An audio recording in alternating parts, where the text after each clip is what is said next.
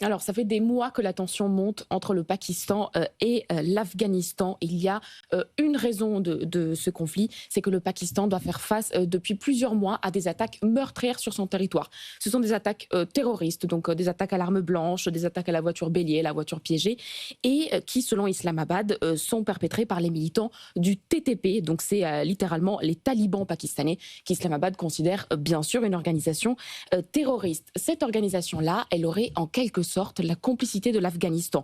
Ça utiliserait en fait l'Afghanistan comme une base pour entraîner les hommes et puis pour se replier très très rapidement après avoir mené des actions sur les territoires pakistanais. Les Afghans, eux, démentent. Mais vous voyez, après des mois de tension, on arrive aujourd'hui à la guerre ouverte. D'ailleurs, le ministre de la Défense pakistanais l'annonce très clairement sur X. Il dit que la patience pakistanaise a atteint ses limites et que la guerre est désormais ouverte. Le feu sera allumé entre les deux pays. Donc, résultat, le Pakistan a frappé dans la nuit plusieurs villes afghanes, dont Kaboul et Kandahar, qui sont les deux villes principales. Entre les 2 pays, quand même, il y a une disparité militaire, immense. Bien sûr, et le Pakistan n'hésite jamais à le rappeler. Le Pakistan, évidemment, détient l'arme nucléaire. Le ministre de la Défense, là aussi, est très clair. Il dit que le Pakistan n'a même pas besoin d'utiliser une fraction de son arsenal pour anéantir complètement le régime et pour le repousser dans les grottes où il se cachait autrefois. Donc on a une puissance militaire d'un côté et de l'autre côté, le régime taliban qui, bien sûr, a un esprit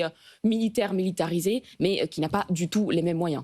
Alors attention, parce que derrière l'Afghanistan, désormais, on trouve la Chine. Oui, bien sûr. En fait, avec le retrait des forces occidentales de Kaboul en 2020, la Chine a très rapidement comblé le vide. Et donc, Pékin est devenu le seul interlocuteur des talibans. Les nouveaux dirigeants vont assez souvent à Pékin.